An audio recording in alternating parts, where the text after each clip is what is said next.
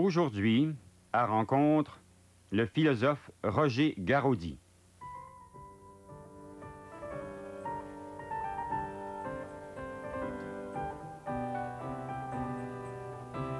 Pendant 36 ans, Roger Garaudy a été membre du Parti communiste français, où il a occupé des postes de direction pendant plus de 20 ans, pour en être exclu finalement en 1970. Roger Garaudy, qui ne cesse de se dire marxiste, se présente également comme chrétien. Marcel Brisebois s'est entretenu avec lui. Roger Garaudy, vous avez écrit dans votre ouvrage « Paroles d'homme », c'est ma fierté et ma joie d'être resté fidèle aux rêves de mes 20 ans. J'aimerais savoir quels étaient précisément les rêves de vos 20 ans. Je voudrais corriger votre formule parce que vous avez la gentillesse de ne pas dire la date, d'être fidèle à 64 ans, oui, au rêve de mes 20 ans. Mais le rêve de mes 20 ans, c'était déjà d'être philosophe. J'ai toujours adoré ce métier, bien qu'aujourd'hui, nous ferons tout à l'heure des réserves là-dessus, je ne sais plus très bien à quoi mes collègues jouent. Et je n'ai pas envie de participer à leur jeu. Mais je dois dire que le rêve de mes 20 ans, c'était d'abord la philosophie, une manière non seulement de penser sa vie, mais surtout une manière de la vivre, de danser sa vie déjà. Je prends volontairement un livre de la fin de ma carrière. Et j'ai toujours considéré la philosophie, contrairement à l'étymologie classique que l'on donne, non pas comme un amour de la sagesse, mais une sagesse de l'amour. Ça, c'était mon premier grand rêve. J'ai raconté quelquefois ce que je retrouve dans mes carnets de cette époque, où j'expliquais contre Descartes, que j'ai continué de détester, que la philosophie ne commençait pas avec cogito, je pense, mais avec amamus, nous aimons.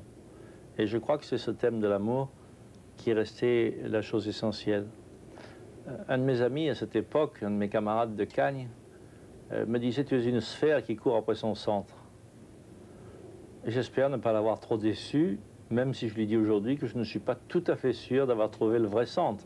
Est-ce que c'était pas ça précisément qui était important, de continuer à courir sans avoir pour autant trouvé? Oui, non pas que je considère qu'il s'agit seulement de courir. Rien ne vaut que le combat et non pas la victoire, comme on a dit. Je voudrais bien l'avoir, je voudrais bien trouver. Quand on est un chercheur, c'est encore un inachèvement. Mais ce que je crois, et je le dis sans fausse modestie, je crois que j'ai toujours couru dans la même direction. Même avec les zigzags qu'on a pu découvrir dans ma carrière, parce que j'ai fait cette remarque. Quelqu'un m'a dit, mais votre ligne n'est pas tout à fait droite, vous tournez, vous retournez, c'est vrai. Et je lui ai répondu, mais j'ai beau tourner et retourner, c'est peut-être un vélodrome, ma vie, mais je vous trouve toujours en face de moi comme ennemi. Alors si j'ai toujours le même ennemi, c'est probablement que je poursuis toujours le même but. Vous vouliez être philosophe, mais qu'est-ce que ça voulait dire pour vous à 20 ans, donc dans les années 1930? Qu'est-ce que ça voulait dire pour vous d'être philosophe, là, ça signifiait d'abord être poète. C'est-à-dire essayer de réfléchir sur le sens de sa propre vie. Être un mystique, si vous voulez. Être aussi un homme qui ne vit pas seulement par la pensée. Je crois que c'est un des grands malheurs de la philosophie occidentale de n'être qu'un jeu intellectuel. Dans toutes les autres traditions, et je commence presque par la fin, je m'en suis aperçu très tard, parce que c'est ce paradoxe dans l'université française. J'ai pu passer mon agrégation de philosophie, passer un doctorat à la Sorbonne en philosophie, en ignorant tout, absolument tout, de la philosophie chinoise, des philosophies de l'islam, des philosophies de l'Inde, bref, tout ce qui n'est pas occidental. Nous sommes terriblement occidentalo-centristes. Et si aujourd'hui je crois m'être un peu approché de ce centre vers lequel j'essaye d'aller, c'est précisément parce que je suis arrivé à décentrer cette philosophie occidentale et à la mettre à sa place. J'ai retrouvé dans des carnets encore récemment que j'écrivais quand j'avais 18-19 ans, que je préparais des concours de philosophie sur Spinoza. Et je me rappelle avoir fait cette remarque. Ce qui me plaît chez Spinoza, c'est le poète qui est en lui, cette grandiose vision. Mais rien ne me paraît plus daté, périmé, archaïque que cette façon de vouloir tout résumer dans la pensée mathématique et de vouloir procéder par théorème, démonstration, scolie. Ça me paraît tout à fait artificiel. Et plus tard, j'ai eu l'occasion de faire un gros pavé sur Hegel, sur la philosophie de Hegel. C'est très curieux, on le réédite chaque fois que Hegel est au programme de l'agrégation de philosophie, c'est devenu une sorte de manuel. Mais ce qui me frappe chez Hegel, c'est encore l'extraordinaire poète qui est en lui. Mais cette mécanique de la thèse, de l'antithèse, de la synthèse, de la foutaise, il faut bien le dire, alors ça me paraît tout à fait périmé. Ce que j'aime dans un philosophe, c'est le poète qui est en lui. C'est-à-dire celui qui a des projets, précisément. Celui qui a un projet, celui qui a une espérance. C'est pourquoi j'aime tant aujourd'hui des théologies de l'espérance, comme celle de Jürgen Moltmann, ou bien de celui qui, pour moi, a été un des plus grands marxistes du siècle, de Ernst Bloch. Qui vient de mourir. Son principe espérance. Et ça, c'est une très grande perte. Un homme merveilleux, parce que on a tellement souvent interprété Marx dans un sens déterministe, mécaniste, ce qui d'ailleurs n'était pas du tout dans la pensée de Marx. Quand son propre gendre, Paul Lafargue, écrivait un livre sur le déterminisme économique dans lequel il prétendait résumer le marxisme, Marx refermait le livre en disant « si c'est ça le marxisme, moi je ne suis pas marxiste ». Et je crois que malheureusement, chez tous les philosophes, il en a été ainsi. Vouloir faire de Spinoza une sorte de mathématicien, traiter les passions comme si c'était des cercles ou des triangles, ça me paraît l'aberration pure. Mais comment le poète que vous vouliez être a-t-il pu accepter de faire une carrière de philosophe qui, en France, est toujours liée à une carrière d'enseignant? Mais je n'ai pas fait une carrière de philosophe. Je suis presque un amateur en philosophie. J'ai passé mon agrég. Bon, alors évidemment, mais j'ai été arrêté un an après. J'étais le plus jeune agrégé de philo, mais j'étais le plus jeune révoqué. Manque de peau, c'était le début de Vichy. On m'a arrêté, on venait de me décorer. Il y a des aspects toujours amusants dans la vie. Et je trouve très amusant la période que j'ai passée en prison. Elle a malheureusement été longue. Dans ma vie, j'ai fait environ 3 ans de prison.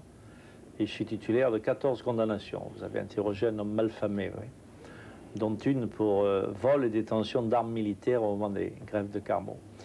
C'est dire que la partie philosophe était presque marginale dans ma vie. J'ai été prof 1 année, arrêté. 6 ans d'interruption. Service militaire, la guerre, les prisons, les camps. Je reviens, mon parti me demande de quitter l'enseignement pour m'occuper d'autre chose. Déjà, au moment de ma libération à Alger, on me fait quitter l'enseignement pour me demander, parce que j'étais un militant très discipliné, on me demande de quitter l'enseignement pour diriger un journal. Je dirige le journal. Après ça, on me fait entrer à la radio. Et je deviens rédacteur en chef de Radio France à Alger. Là-dessus, je suis révoqué une 2e fois. De plus en plus malfamé, votre interlocuteur. Cette fois parce que j'avais attaqué assez violemment les Américains, considérant que le 2e front n'arrivait pas assez vite, sur quoi on m'a prié d'exercer mes talents un petit peu plus loin. Alors là, je suis redevenu professeur, vous voyez, c'est presque accidentel quand je deviens prof. Une carrière qui est faite d'intermittent. Oui, après ça, je deviens député, je reste 12 ans député, 2 ans sénateur, puis je suis élu pour 9 ans.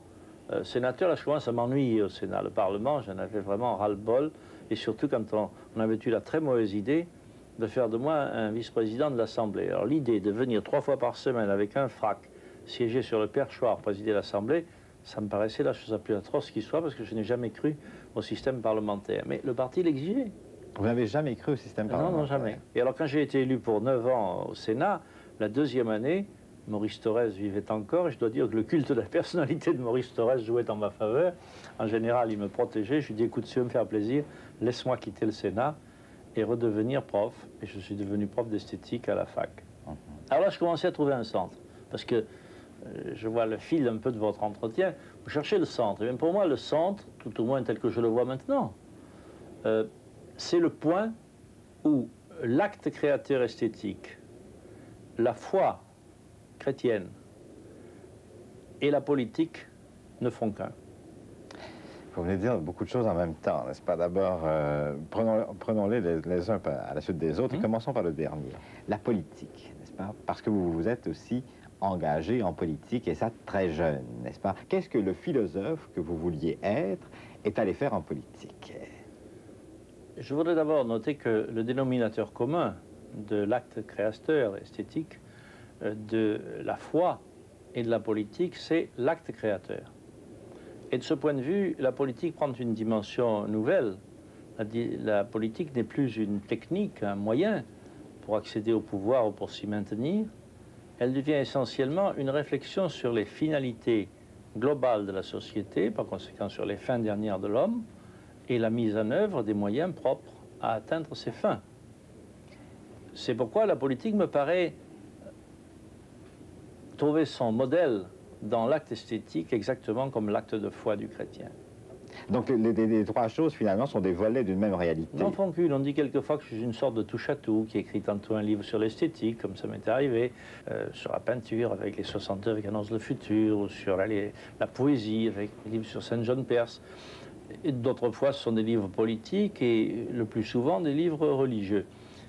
J'ai l'impression de parler toujours de la même chose, c'est-à-dire de l'homme qui est essentiellement le créateur, à l'image de Dieu.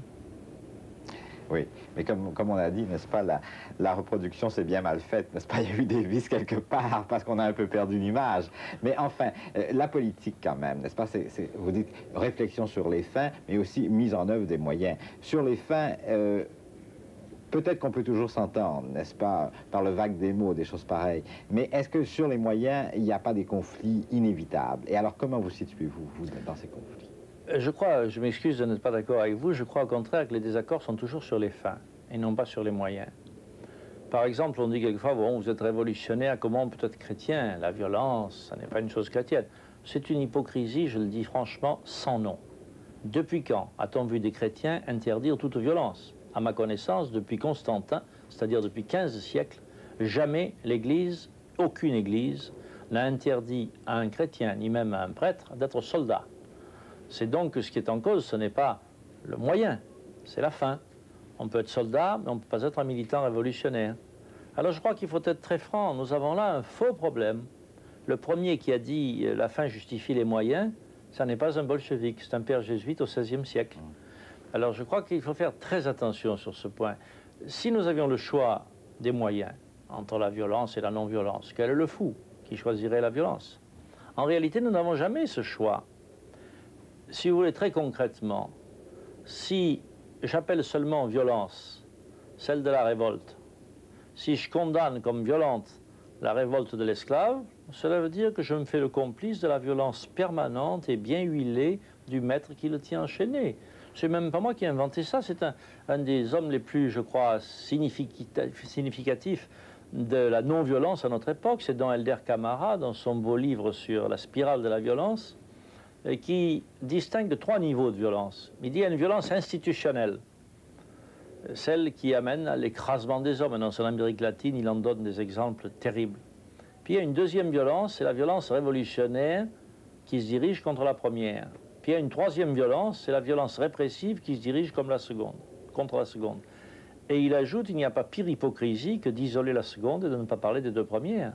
Parce que celle qui engendre toutes les autres, c'est la violence institutionnelle. Alors qu'on ne nous rebatte pas les oreilles avec cette histoire de violence ou non-violence. Oui, mais vous dites réflexion sur les fins. Enfin, je voudrais quand même... Sur les fins, n'est-ce pas? Enfin, nous pouvons être très différents, vous et moi, comme des millions d'autres hommes, n'est-ce pas? D'ailleurs, un de vos thèmes préférés, c'est le dialogue entre les hommes, n'est-ce pas? Et même entre les hommes les plus différents. Nous pouvons donc être très différents, mais à tous les coups, chacun d'entre nous, n'est-ce pas, veut comme fin le bonheur. Non, moi, c'est pas le but de l'homme, c'est pas le bonheur. Le but de l'homme, et je m'excuse de faire référence à l'autorité, mais lorsque Marx définit le socialisme, il ne définit pas par ses moyens, c'est-à-dire la nationalisation, la socialisation des moyens de production. Il le définit par ses fins.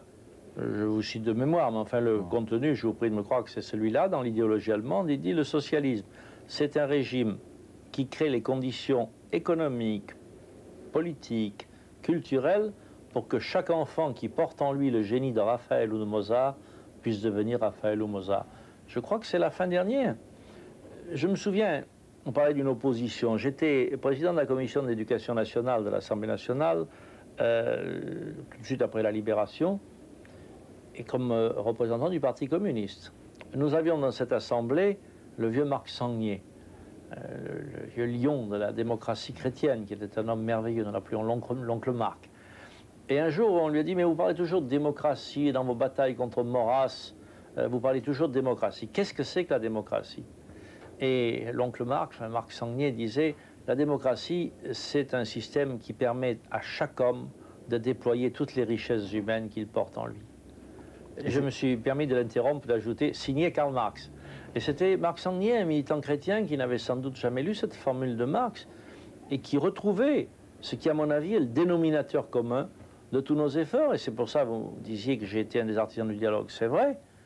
Et même lorsque j'étais un des dirigeants, un membre du bureau politique du Parti communiste, et que j'étais chargé de ce dialogue marxiste et chrétien, nous ne faisions rien sans l'accord du cardinal Koenig, qui avait été désigné au Concile de Vatican, l'archevêque de Vienne en Autriche, qui avait été désigné au Concile de Vatican II comme responsable de la commission pour les incroyants.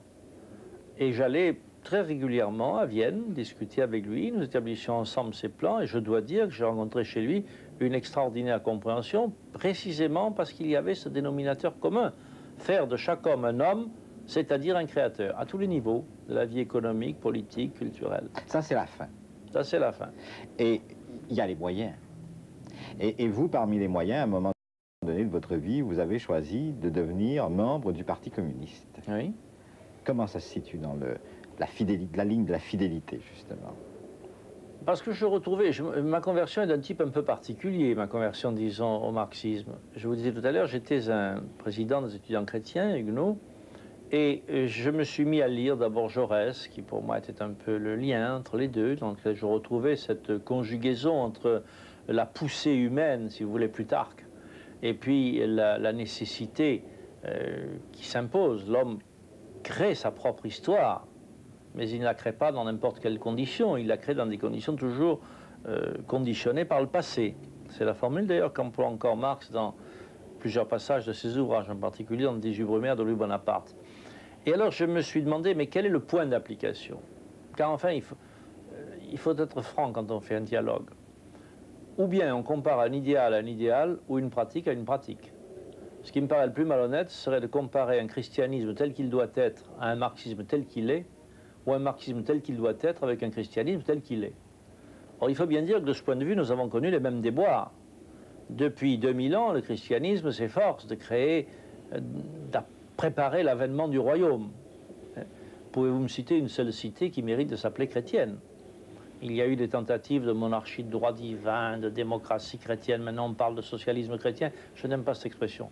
On a trop souvent sacralisé les contre-révolutions pour se mettre maintenant à sacraliser les révolutions. Ce serait un constantinisme à l'envers. Mais, disons très franchement, il n'a, en 2000 ans, pas existé de société chrétienne. Le socialisme marxiste a commencé avec la Commune de Paris, il a essayé avec la Révolution d'octobre. Je dis tout net et très franchement que je ne peux donner aucun exemple historique de réalisation véritable du socialisme.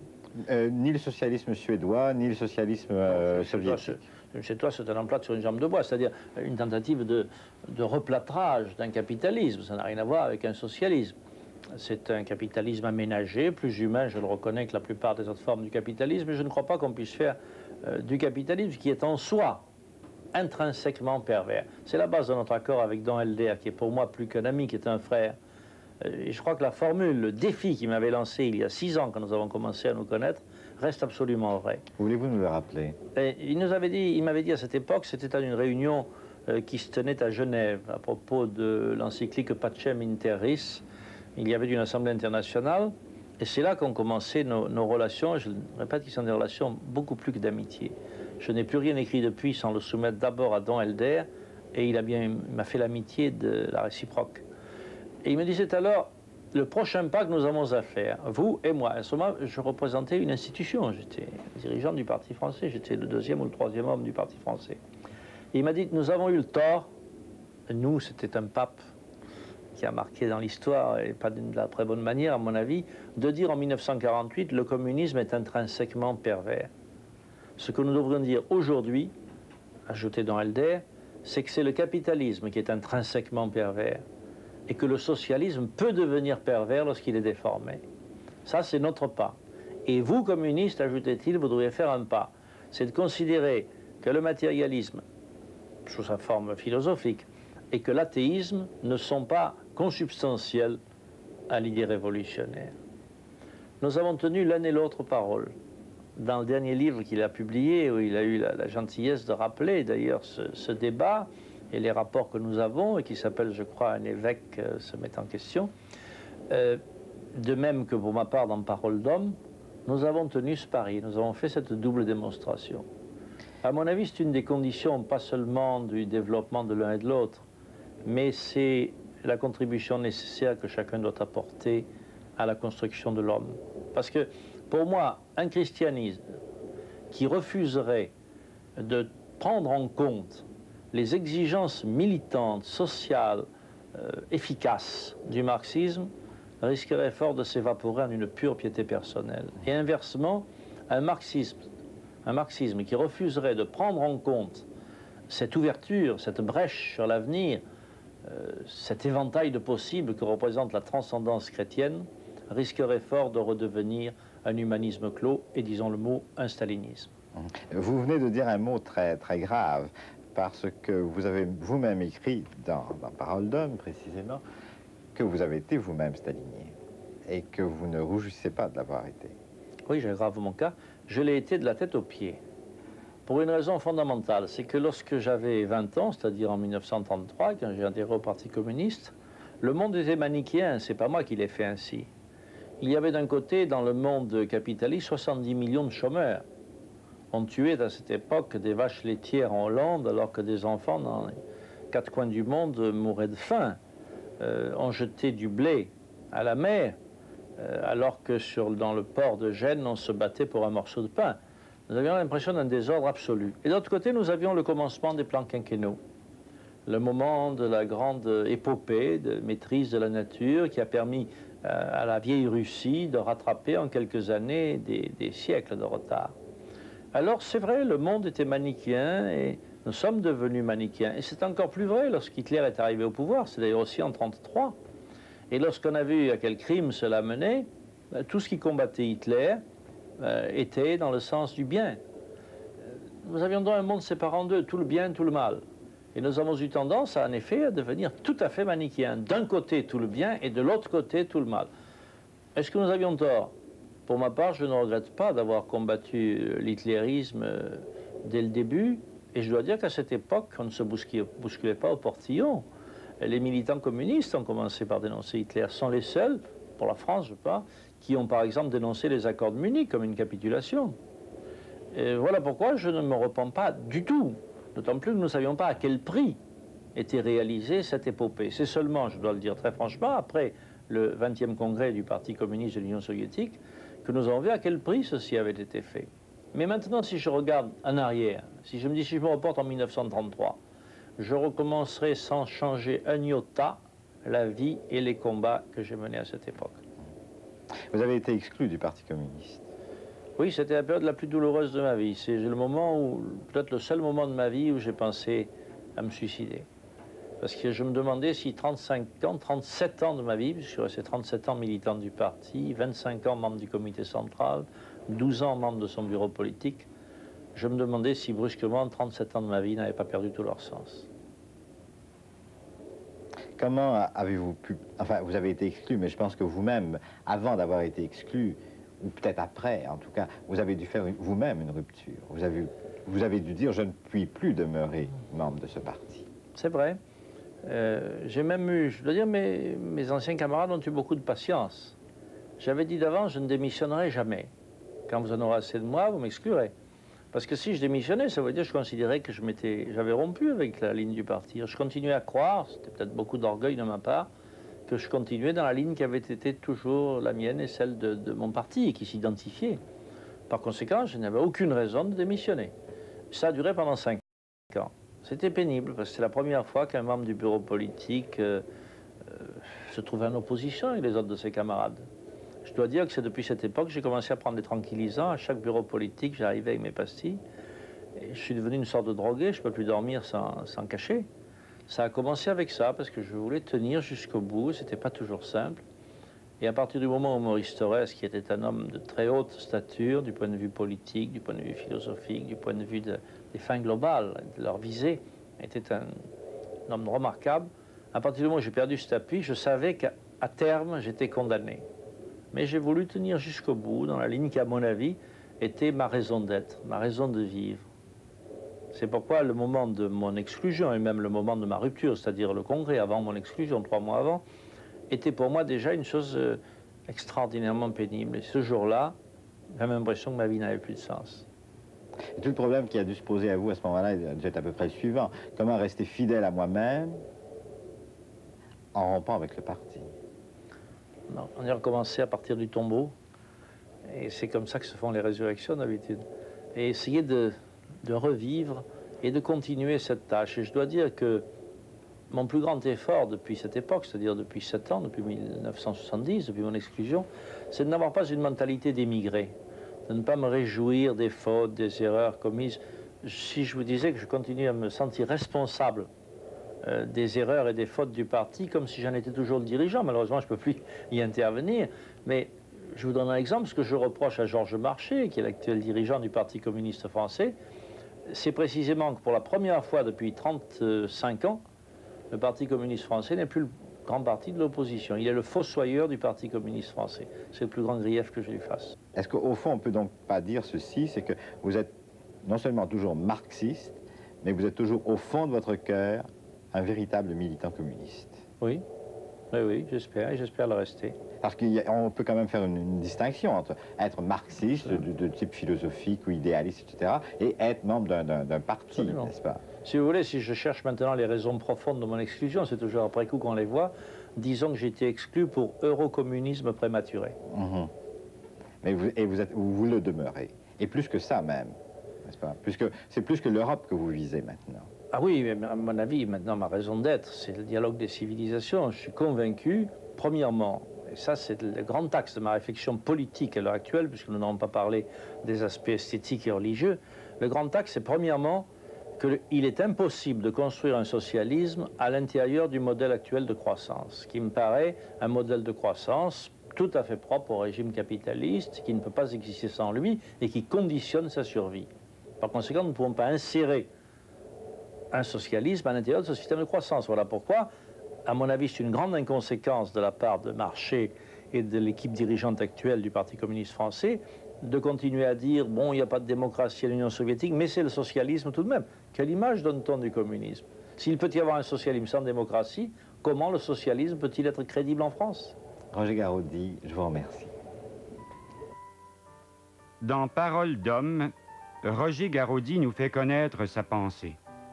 Il nous y fait connaître aussi l'itinéraire qui l'a rallié au christianisme, alors même qu'il demeure marxiste. Cette démarche l'a conduit également à s'intéresser aussi bien à la danse qu'à la peinture. Il a consacré à ces formes d'art des études qui sont l'œuvre d'un philosophe et d'un historien, mais plus encore d'un militant engagé dans la création d'un homme total.